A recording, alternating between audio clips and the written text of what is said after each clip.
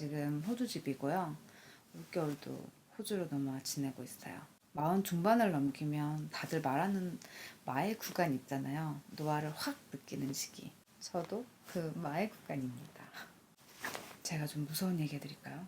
사람은 총 3번의 급노화를 맞이하는데 그 시기가 40대 중반, 60대 초반, 70대 후반이래요. 이제 보통 호르몬이란 게 30대 초반까지 정점을 찍다가 점차 분비량이 줄어들면서 노화에 진입을 하는 거예요. 근데 이건 되게 자연스러운 건데 문제는 이 시기에 잘못된 생활 습관으로 호르몬 균형이 깨진다는 거죠. 뭐 외모 급 노화는 당연하고 온갖 질병까지 같이 올라오는 게 문제.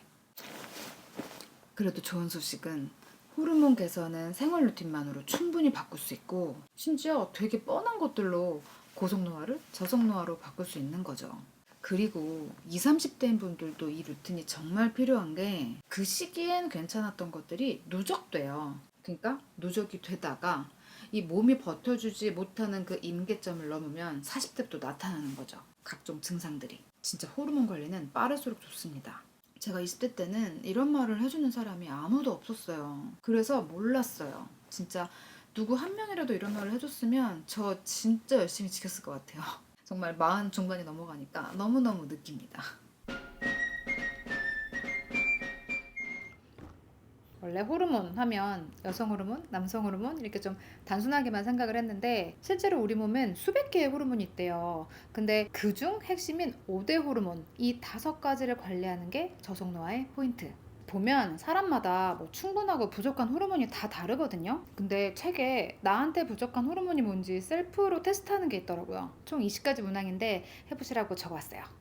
궁금한 분들은 이 화면 잠시 멈춰서 나한테 해당되는 번호를 한번 적어보세요.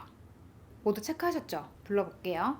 멜라토닌 부족은 1, 6, 11, 16, 성장 호르몬 부족은 2, 7, 12, 17, 세로토닌 부족은 3, 8, 13, 18, 옥시토신 부족은 4, 9, 14, 19, 마지막 인슐린 부족은 5, 10, 15, 20. 저는 멜라토닌 하나, 성장 호르몬 둘, 세로토닌 셋, 옥시토신 둘, 인슐린 0. 세로토닌이 3개나 나온 건 살짝 충격이고요. 예상대로 인슐린은 제로. 뭐 할 수도 있죠. 근데 호르몬이란 건 다 연결되어 있거든요. 가령 내 몸에 멜라토닌이랑 성장 호르몬이 부족하다 쳐요. 이 2개가 부족할 때 오는 게 불면증, 근손실, 피부 노화거든요. 근데 성장 호르몬은 밤에 잘 때 몸을 고치는 호르몬인데 멜라토닌이 부족하면 잠을 못 자니까 도루묵이죠. 요즘 아침에 해주는 게 유산균 먼저 섭취 후에 햇빛을 보러 나오는 건데요. 햇빛을 쬐는 거 말고 눈으로 보는 겁니다. 햇빛을 보면 세로토닌이 생성되는데 이 세로토닌이 밤에 멜라토닌을 만드는 원재료가 되거든요. 아침 햇살이 빛은 밝지만 자외선이 한낮처럼 높진 않거든요. 피부가 받는 건 자외선이고요. 멜라토닌용 햇빛은 눈으로 받는 거. 그래서 햇빛을 쬐진 않아도 돼요. 이렇게 지붕 아래서도 가능하고 내가 보는 빛만 밝으면 돼요. 대신 빛이 밝아야 하니까 사실 늦은 오후는 거의 효과가 없고요. 오전이 베스트, 바쁘면 점심 때라도 오케이. 핵심은 선글라스를 10분만 끼지 않는다. 바쁘면 5분, 가능하다면 10분. 사실 눈을 통한 세로토닌의 양은 그렇게 크진 않아요. 한 5에서 10% 정도? 90에서 95%는 장에서 생성돼요. 그래서 집에서 유산균을 꼭 섭취하고 나오는 거고. 근데 왜 굳이 나와서까지 이 귀찮은 걸 하고 있냐? 빛은 세로토닌의 스위치를 켜는 역할, 제대로 작동하게 만드는, 양이 적든 많든 역할을 제대로 하게 하려면 빛은 꼭 필요한 거죠. 진짜 이 루틴만 추가하고도 저는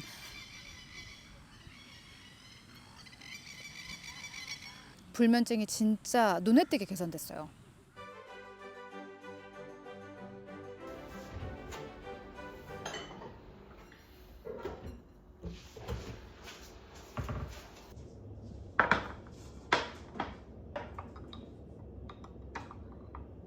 인슐린은 0이 나왔지만 세로토닌이 부족하다고 나와서 요즘은 식단에 단백질을 조금 더 챙기고 있어요.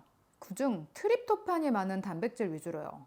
세로토닌이 트립토판에서 만들어지거든요. 주로 닭가슴살, 달걀, 두부, 생선, 콩 등의 단백질 식품에 많고 의외로 호박씨에도 매우 높은 거 아세요? 뭐 전부 먹던 것들이라 식단 자체는 그대로고 트립토판이 높은 단백질 섭취량만 좀 더 늘린 정도. 진짜 요즘 이 메뉴를 거의 매일 먹어요. 중간중간 톡톡 씹히는데 너무 맛있어요. 물론 여기에 영양제, 이너비티 제품들 열심히 챙겨 먹고 있는 건 기본이고요. 인슐린 부분이 0이 나온 건 아마 제가 지난 몇 년간 지켜 먹는 원칙 때문인 것 같아요. 가령 책에도 이제 저속노화 기준에서 혈관 안티에이징이 엄청 강조되는데, 이 혈관에 안 좋은 나쁜 콜레스테롤, 당, 이게 노화에도 가장 안 좋다는 거죠. 저도 혈관 관리로 매일 오메가3 영양제 빼먹지 않고 섭취하고요. 또 제가 알려드린 탄발식기 식단 기억하시죠? 그 식단만 유지를 해도 뭐 당은 물론이고 나쁜 콜레스테롤은 낮아지고 좋은 콜레스테롤은 알아서 높아지는 혈관 안티에이징 식단이 되거든요. 제가 요즘도 새로운 건강 서적들을 계속 보거든요. 공통적으로 추천되는 식단들과 제 식단이 여전히 거의 일치하더라고요. 제 식단 자세히 보고 싶은 분들은 띄워놓을게요. 지난 영상 확인해 주시고요. 뭐 요즘은 어떤 음식이 혈당을 빠르게 올리는지 정도는 진짜 다들 전문가시잖아요. 근데 그 중에서도 더 피하라고 말하고 싶은 게, 설탕보다 설탕이 들어간 액체가 더 최악. 또 그냥 당이 아니라 당에 지방까지 콤보인 건 최강 트리거. 그리고 흰 탄수화물은 여전히 좋은 척하는 당덩어리. 제가 설탕을 전혀 안 먹는지 사실 저도 디저트 유혹이 없는 게 아니에요. 막 카페 가요. 그러면 이제 커피를 시키려고 줄 서 있으면 앞에 쇼케이스에 케이크들이 쫙 보여. 그럼 생각이 없다가도 땡겨요. 그럼 막 내 순서가 다가올 때마다 수십 번씩 고민하는 거야. 어쩌지? 사 마라. 내 순서가 가까워질수록 고민이 엄청 빨라져. 그러다가 커피만 주세요로 끝나요.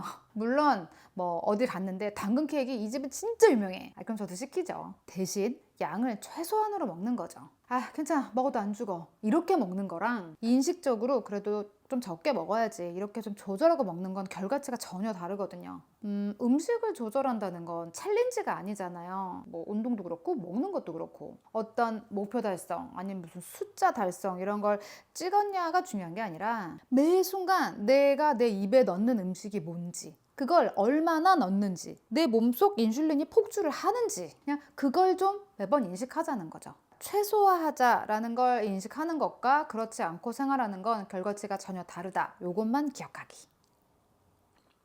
맛있어.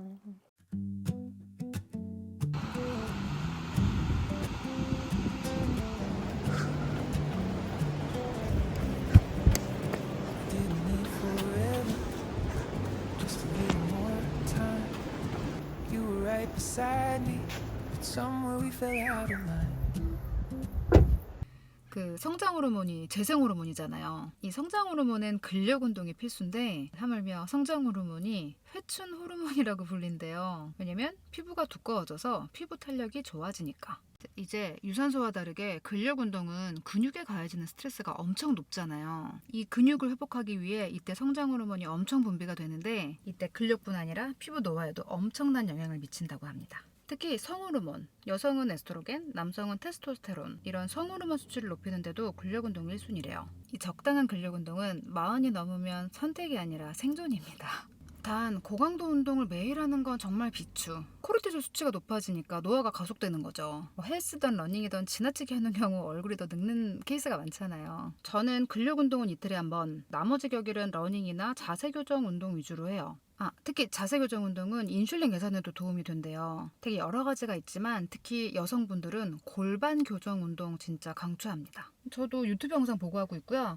제가 보는 건 좀 오래됐어요. 한 5년? 새로운 영상들은 계속 올라오니까. 근데 중요한 건 꾸준히 하는 거기 때문에 이 영상 진행 스타일이 본인한테 잘 맞는 거를 잘 고르시는 게 좋은 것 같아요.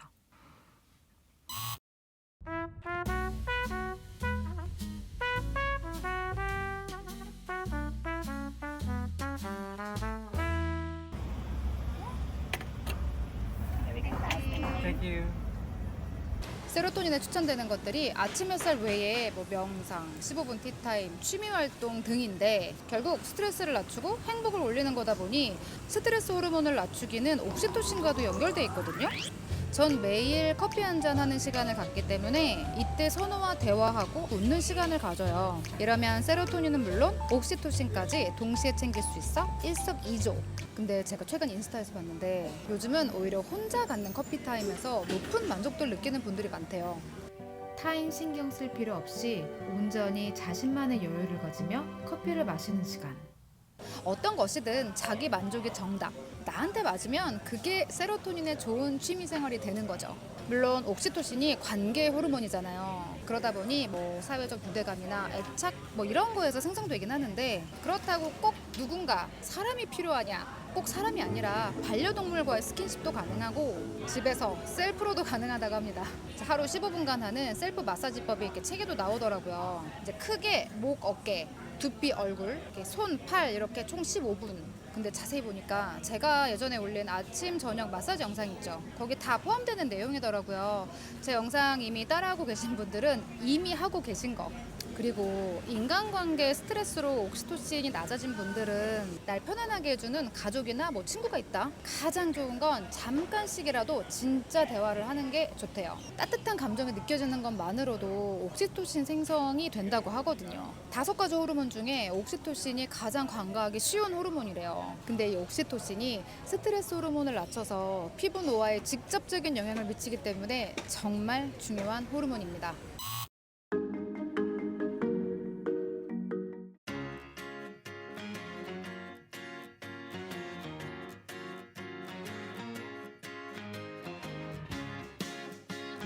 비 올 때를 빼곤 저녁 식사 후 자전거를 타러 나오는데요.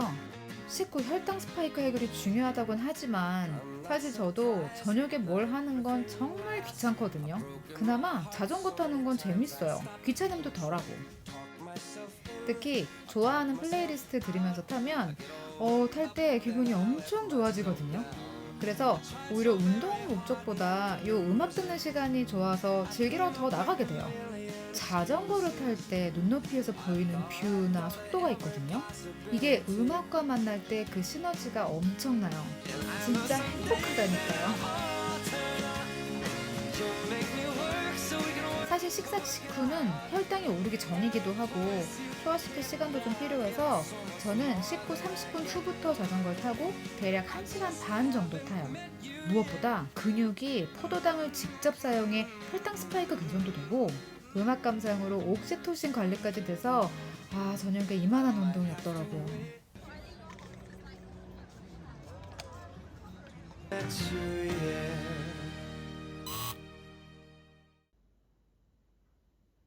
낮에 멜라토닌 영양소를 충분히 만들었기 때문에 오늘 너무 잘 잘 수 있을 것 같아요. 대신 자기 전에 체크할 게 몇 가지가 있어요. 그 성장 호르몬 분비가 재생, 그게 깊은 수면 초반에 피크래요. 그래서 이때 세포 재생도 가장 활발하기 때문에 이 타이밍 때 잠을 설치지 않도록 해야 된대요. 먼저 취침 3시간 전엔 수분 섭취 피하세요. 저도 화장실을 자주 가서 꼭 지키는 부분이고요. 그리고 최소 5시간 전엔 저녁 식사 마치셔야 됩니다. 위에 음식물이 남아있으면 정신은 자는 것 같아도 신체 자체는 숙면 불가. 과식하지 않는 건 당연하고요. 그리고 막 저녁에 뷔페 가서 잔뜩 먹고 5시간 전이니까 괜찮아. 이건 5시간 택도 없겠죠. 호르몬 개선을 위한 습관을 몸이 기억하기까지 보통 3-4주의 시간을 염두에 둔다고 해요. 핵심은 일관성을 유지하는 것. 몸이 익숙해진 걸 인식하는 때는 이미 저속노화가 시작된 후라고 하니까 오늘부터 꼭 호르몬 관리 시작하세요. 남녀노소. 그럼 전 이만 자겠습니다. 우리 다음 영상에서 봐요. 빠이.